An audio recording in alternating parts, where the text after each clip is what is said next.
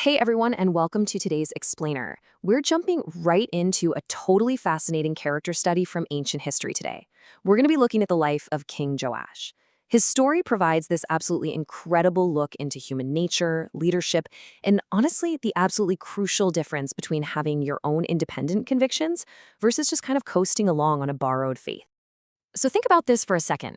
Can a 40-year legacy, literally a whole lifetime of seemingly perfect devotion and righteous leadership, completely collapse in just one single moment?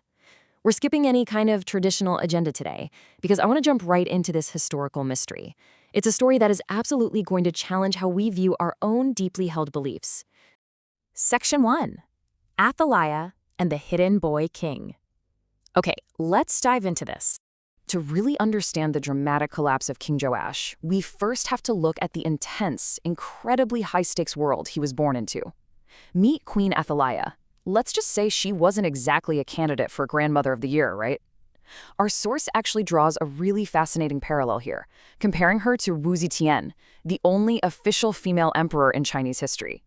Much like Wu Zetian, who ruthlessly sacrificed her own family to secure her throne, Athaliah made this terrifying power grab when her son died. She systematically wiped out her own grandchildren, the entire royal line of David, just so she could rule as absolute monarch. No way, right? But that's exactly what happened. The sequence of events here is just brutal. After alliances form in the prior generation's Ahab era, year one of Athaliah's reign kicks off with that terrifying purge of her own royal heirs. But one single baby escapes.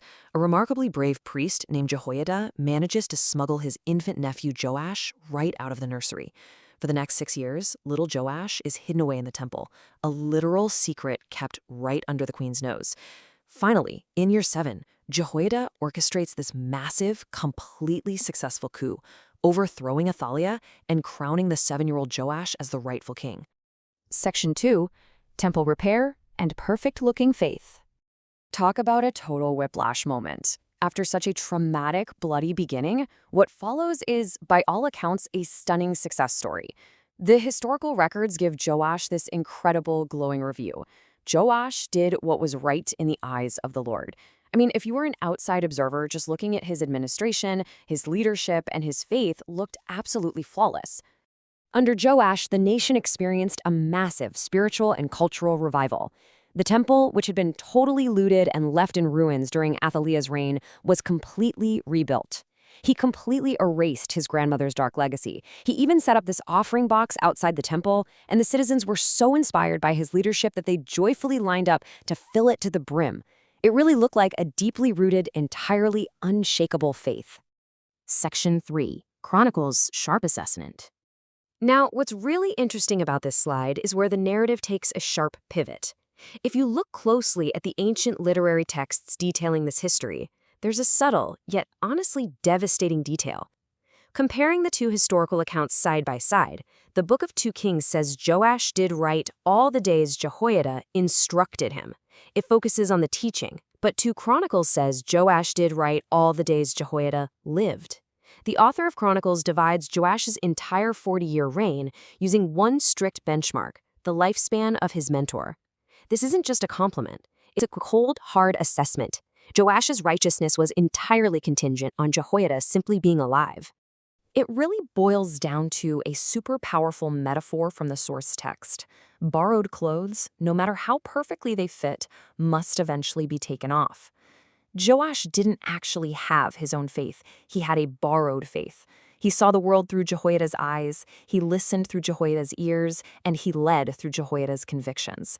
But, a borrowed faith relies entirely on the lender. Section 4. Death of Priest Jehoiada. So, the inevitable moment finally arrives when the lender of that faith is no longer around, 130 years old. To put that staggering number into perspective, he lived 10 years longer than Moses, which is, no small feat. This massive number really highlights the immense sheltering shadow and the protective umbrella that Jehoiada provided for the king for decades. Jehoiada's life was viewed as a profound divine blessing to the whole nation. Upon his death, he received totally unprecedented honors. He was the only priest in Judah's history to be buried in the royal tombs, laid to rest right there among the kings in the city of David. Why? Because the nation recognized that he, not the king, was the true spiritual anchor. He was honored for doing good for Israel, for God, and for the temple. Section 5. Sweet Words and Ruined 40 Years. So what happens when the man holding the nation's moral compass dies? The text says, the officials of Judah came and bowed down to the king, and he listened to them. Notice what's missing here. There's no grand conspiracy. There are no threats, no violence. Jehoiada, as a father figure, probably told Joash hard truths he didn't always want to hear. But these officials, they bowed down. They offered sweet, agreeable, flattering words.